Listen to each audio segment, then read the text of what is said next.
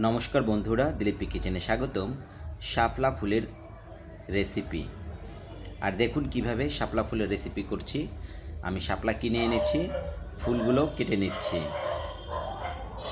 আমি এই শাপলা ফুল দিয়ে আজকে রেসিপি করব। আর এটা আমি মাংস যেভাবে রান্না করি সেভাবে রান্না করব এই শাপলা ফুলগুলোকে। তো বন্ধুরা, শাপলা ফুলগুলোকে আমি কেটে নিয়েছি। আর শাপলা ফুল রান্না করার জন্য আমি পেঁয়াজ বাটা নিয়েছি, রসুন বাটা, আদা বাটা। শাপলা ফুলগুলোকে আমি সুন্দর করে ধুয়ে নিয়েছি।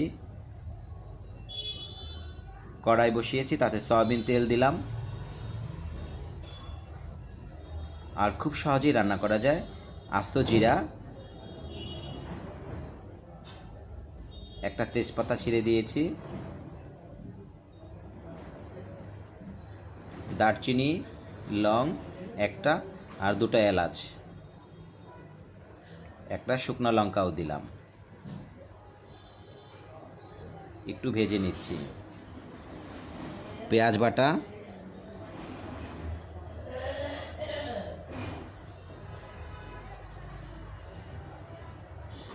রসুন বাটা,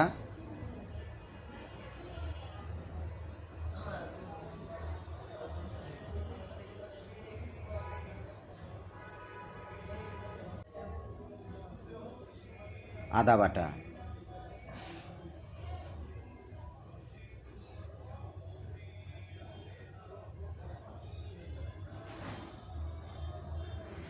হলুদ গুঁড়ো,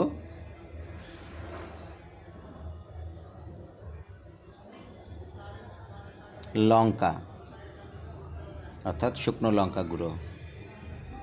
মশলাটা ভালোভাবে কষাতে হবে। অল্প একটু জল দিয়ে নিলাম।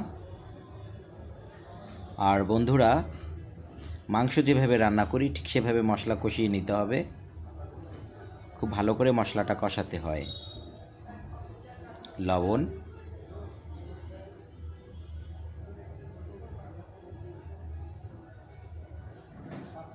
মশলাটা কষানো হয়ে গেছে, তেল উপরে উঠে এসেছে। এখন আমি ফুলগুলো আস্ত দিয়ে দিচ্ছি। ফুলের ভিতরে একটা হলুদ অংশ আছে, সেগুলো আমি ফেলে দিইনি, সেগুলোও আছে।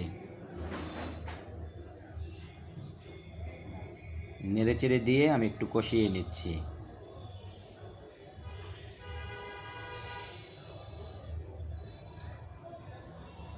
বন্ধুরা, যারা আমার চ্যানেলে নতুন, আমার চ্যানেলটাকে সাবস্ক্রাইব করবেন, বেল আইকন দিবেন যাতে পরবর্তী ভিডিও পেতে পারেন।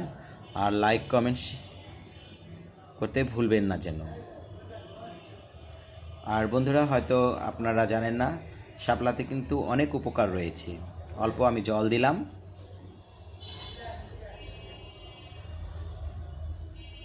আর এখন আমি ঢাকনা দিয়ে ঢেকে দিব।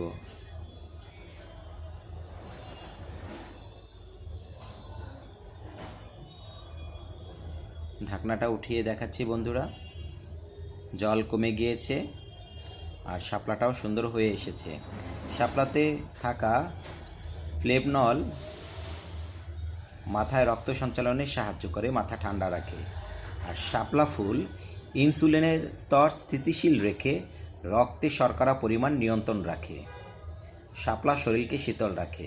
বন্ধুরা, আমার রান্না হয়ে গেছে, আমি নামিয়ে নিয়েছি। আর দেখুন কতটা সুন্দর হয়েছে, কতটা লোভনীয়, অনেক উপকার। আপনারা চাইলে একবার হলেও ট্রাই করবেন। আশা করি আপনাদের ভালো লাগবে। বেশি করে আমার ভিডিওটাকে শেয়ার করুন যাতে অন্যরা দেখতে পারে। তো বন্ধুরা, দেখুন কতটা ভালো লাগছে। একেবারে মাংসের মতন লাগে এই রান্নাটা। গরম গরম ভাতের সাথে খেতে দারুণ লাগে। তো বন্ধুরা, আজকে এই পর্যন্ত। ধন্যবাদ আপনাদেরকে।